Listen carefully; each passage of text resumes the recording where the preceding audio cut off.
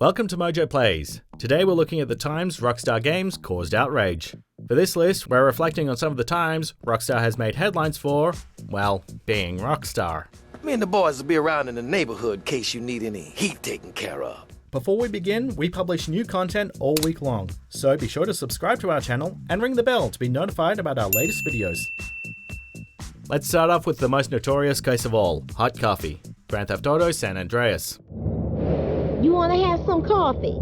Shortly after the release of San Andreas, a mod was released online that allowed players to access an unfinished minigame that was left in the game's code, where they controlled CJ having sex with his girlfriend.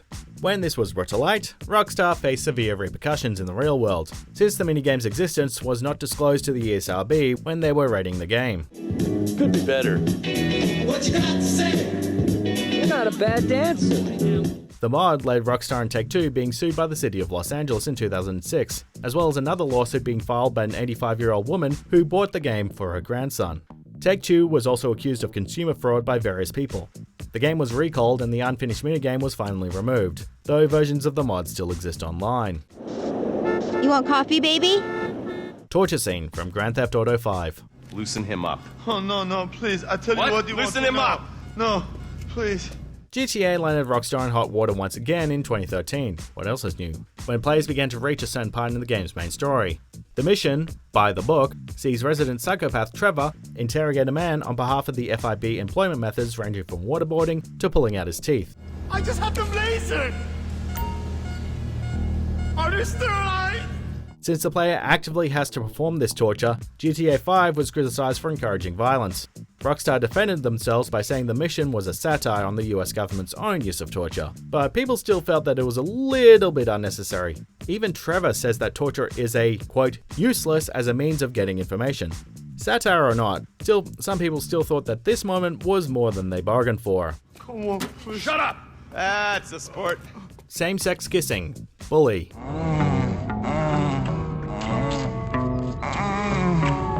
It took people a while after the release of Bully to discover a hidden twist that Jimmy Hopkins can romance as many boys as girls. Just like the female characters, Jimmy can shower with a selection of male NPCs with gifts to convince them to kiss them. While a lot of people praised Rockstar for their steps towards equality in gaming, it earned a lot of backlash from a bunch of idiots. Some people slammed the game for being morally reprehensible and for including same-sex marriages. Yeah, get stuffed, you guys. And demanded that the game's T rating be changed to an M rating or higher. It turns out that the ESRB was fully aware of Jimmy's bisexuality when they rated the game, so it maintains its teen classification. Though these scenes were one of the many reasons the game was banned in Brazil for years. I want to spend time. I got them just not for if you. you're cheap about it. Manhunt existing. Manhunt. Don't do it, man. Ah! You're making me proud of you, son. Really. Featuring a grisly plot where the player is made to murder as many people as violently as possible in order to make the world's greatest snuff film, it's no surprise that some people took issue with Manhunt. Some of its own developers even threatened to leave because they hated working on it so much. In a lot of ways, Manhunt was Rockstar flipping the bird at people who complained about the violence in GTA, by producing what was at the time arguably the most violent video game ever created. They mean business, Cash. You can't let them know your position. Graham, go! To make matters worse, it was claimed the game was connected to a murder in the UK, where it was reported that a copy belonged to the killer. Except, this wasn't true and the game was actually the victim's. It still led to many campaigns to hold Rockstar accountable for the victim holding the game. What?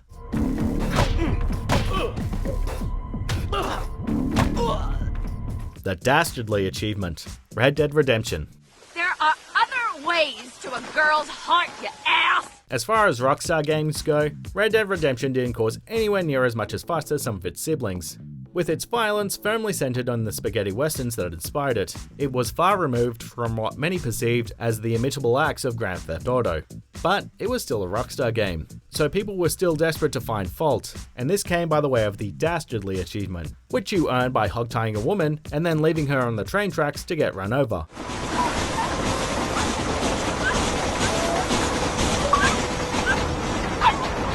despite this being a blatant reference to 100-year-old cartoon violence, some people still thought that by including it as an achievement, Rockstar was encouraging elaborate murder. I ain't gonna touch you, silly woman. Bully existing. Bully.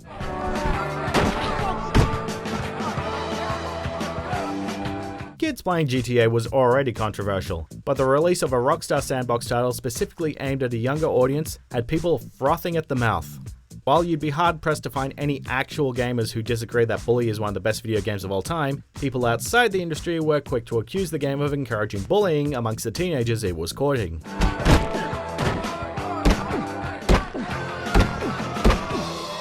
The controversy around the game's title was enough to get it briefly changed in the UK, renaming it to Canis Cadum Edit, which is dog eat dog in Latin, for a while. When it was re-released 2 years later on the 360 and Nintendo Wii, the controversy began all over again, with even more call to get the game banned from stores. It didn't work. Everyone is talking about you. Oh, are they? And what are they saying? Nothing. Killing Cops, Grand Theft Auto, Vice City. Remember, smile at the other cops. Hey there, officer. Nice badge, nice badge. Real smooth, Lance. You know, since the beginning of the series, Grand Theft Auto has come under fire for being a murder simulator, as many have attempted to link the games to various murders. One of the most prominent examples of this was the murder of 2 police officers and a dispatcher in Alabama in 2003 by teenager Devin Moore. While he was arrested in suspicion of stealing a car, because Moore had been playing Vice City before committing the murder, people were quick to blame the games, which has never been particularly kind to cops.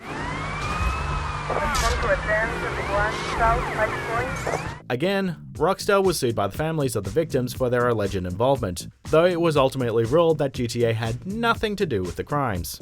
Obviously. Call this socialism in action. Check out these other great clips from MojoPlays, and be sure to subscribe and ring the bell to be notified about our latest videos straight away.